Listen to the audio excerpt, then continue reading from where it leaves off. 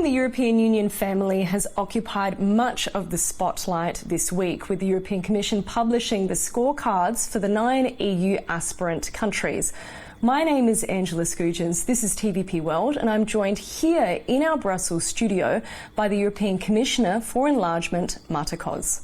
Hi Commissioner, thank you so much for joining us. It's a pleasure. This week, when you published those 9 reports, you mentioned Trojan horses. These are those nations that appear to be doing the reforms, but once inside the European Union, may be backsliding. Do we have any Trojan horses now? The main idea of discussing what kind or how the behavior of the member states should be is can we secure that once we will get newcomers on board, we will be stronger, not weaker. And we are quite demanding in the accession process with the candidates now, but what gives us the assurance that once they will become a member, they will not affect us from the inside. So this is the idea of the Trojan horses, but generally it is really how do the member states behave towards their responsibilities. We could take, let's say, Article 2 from the European Treaty, protecting democracy, rule of law, human rights, minorities, and so on. So we see that sometimes even the present member states are having troubles securing this. It is all about the safeguards. When we talk to the citizens around EU 27, we see that they are really concerned about will we be strong? Will we be able to answer to all the pressures coming from abroad? And in my opinion, never ever before this was so much important. Why? Because now we see today that they are, I call them disruptive external forces who would like not just the candidates to fail, like the case in Moldova with the Russian hybrid war, but also who would like to see us fail. And we should really do everything that this shouldn't happen, that Europe could become, I would say, a superpower towards the east and towards the west. I wanted to ask you, was there a specific example of a country within or outside the EU that has given rise to this fear? You mentioned Moldova, are there others? No, it is not connected to any special case. It is generally because of this changed geopolitical situation and adversaries that as never before we also have to think about this. And you mentioned safeguards. What could that look like in the future if implemented? Safeguards are nothing new for the accession process or for entering into the EU. For instance, Poland has gotten 20 years of transitional period for the agriculture.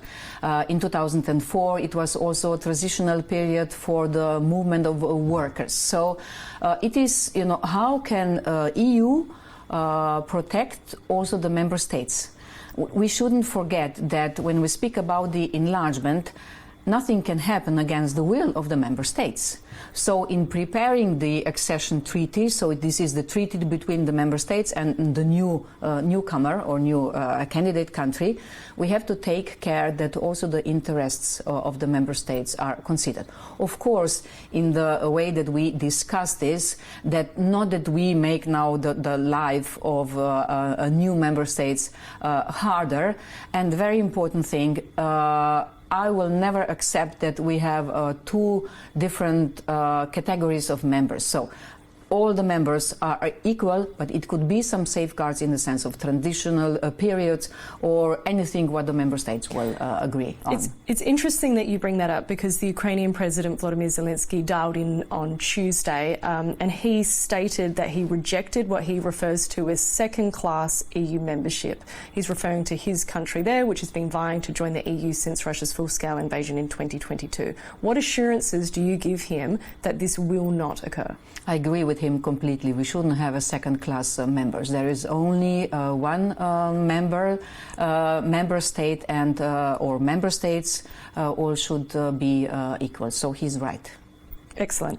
And speaking of Ukraine, the report mentions that while Ukraine is committing to some reforms, anti-corruption and fighting corruption still seems to be an issue. Of course, we're referring to his attempts in July to water down those two key anti-corruption institutions, which didn't go ahead in the end. He restored it within the parliament.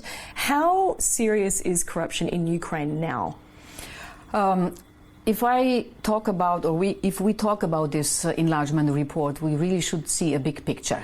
And the big picture is that we name all the things which have been done positively and what needs to be still done or needs to be done better.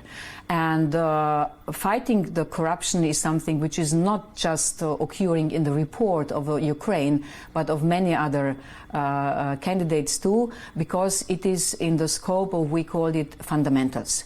And speaking about Ukraine has done so much already on the field of fighting the corruption. For instance, pure existence of NABU and SAPO is a proof that they have a system fighting the corruption.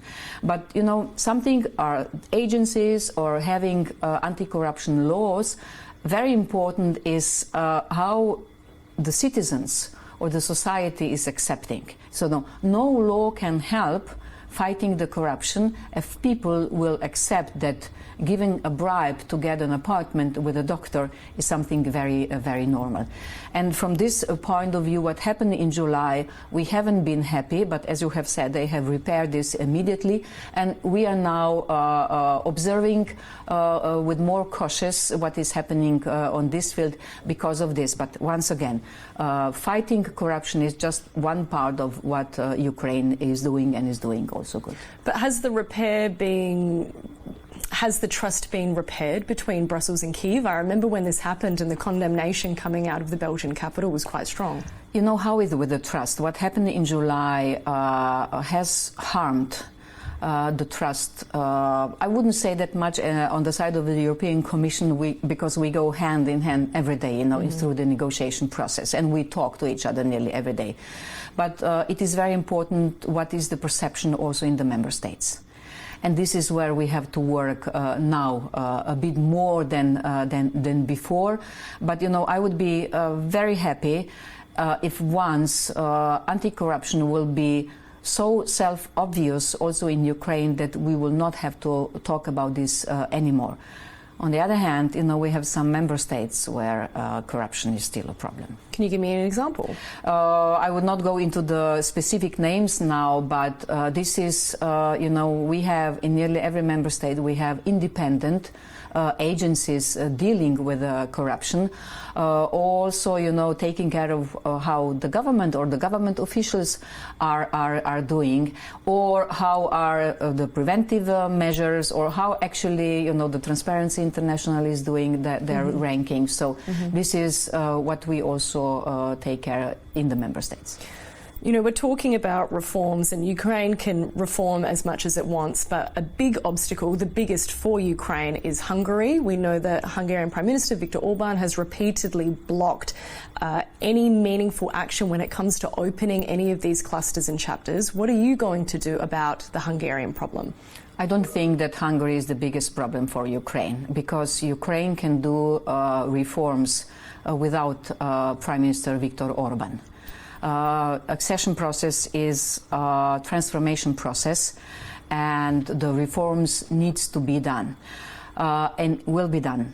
And I hope that we will be able to move on the basis of the working groups on the technical level, where actually Ukraine and all the other candidates can do the reform, but in this case Ukraine and Moldova, of course. On the other hand, we are finding the solution how to come to the decision which will enable us to formally open all the clusters. Once again, we don't need in this phase of the accession process formal opening of the clusters, even if all the clusters are ready, will be ready in November to be open, because the work on the technical level can go on. But yes, indeed, at the level, once we will this accession process will get serious, once we will have to get the unanimity, I hope that until then we will be able to also get the green light from Hungary. Hungarians are also going to the polls early next year for a parliamentary election. Is there any hope that if there is a new leader in Hungary that this could shift the dial in Ukraine's favour when it comes to joining the EU? Once again, Hungary shouldn't affect the European future of Ukraine. There is so much more which needs to be done and can be done. Of course, Hungary is a member of the European Union, and I'm taking very seriously the concerns of the member states. But, speaking about the rights of the Hungarian minority in Ukraine, I can assure you, I've been to Zakarpattia, I have met the representatives of their minority. There is nothing which could make a problem in the accession process. We're talking about optimism for Ukraine, but some of the other reports weren't as positive. Serbia and Georgia were quite scathing. The report on Serbia mentioned reforms are stalled, and in Georgia this week we saw opposition figures thrown into jail and charged with treason. What message do you have for both of these countries? Indeed, in the opinion of the Commission, Georgia is a candidate country only on the paper. I know that the government of Georgia is lying to their people that they will bring the country into the European Union. They are doing the opposite. With adopting the laws which are against the EU, they are bringing the country away from the EU. And, they are putting journalists, opposition leaders, or people who are not on their side into jail. They have no free media or very little free media. They are oppressing civil society organizations. So this is really not European. And, I called on the government of Georgia to really do what actually their people want. They are now on the streets protesting for the European future. So they should rather listen to their citizens and not putting them into jail. Absolutely. And going to Poland, you're heading to Warsaw next week for the EU-Ukraine Investment Conference. What are you expecting to achieve there? We are organizing this investment conference, and I'm so happy it is in Poland, because Poland is one of the most supportive countries to Ukraine. Poland is playing a huge role today, first being in the position, speaking out of their own experiences, coming into the EU in 2004 as my country, Slovenia. Then it is defense. Their defense is very strong in Europe, so this is also a military power. But on the other hand, there are many Polish companies who know Ukraine businesses well. And according to the World Bank, the reconstruction of Ukraine will cost us more than $500 million. And we will need a lot of money, and it will not be possible that EU will pay for the whole reconstruction. So without the private businesses, the reconstruction is not possible. The main goal of this conference is, and I will meet a lot of businessmen and companies there, is that we tell them what is possible to do.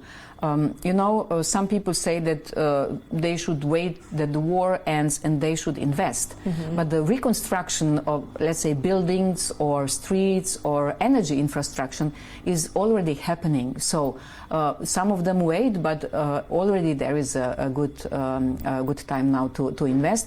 And of course, I would also like to explain that there are some mechanism, financial mechanism, where the European Union can take care about the risks of investing in Ukraine, and we are doing this quite well. There are some companies who are already present there and are doing good businesses. Sounds like you have a busy agenda ahead of you. Thank you so much for taking the time to talk to us. Thank you. It was a pleasure, and we were speaking mostly about, perhaps the difficult cases, but we also have Montenegro and Albania, which could be the next new members or the new members in the time of our present Commission. So we are working also on this. Thank you for being with us. Thank you. And thank you so much for taking the time for watching TVP World, but make sure that you stick around as more news, commentary and analysis is coming up. See you next time.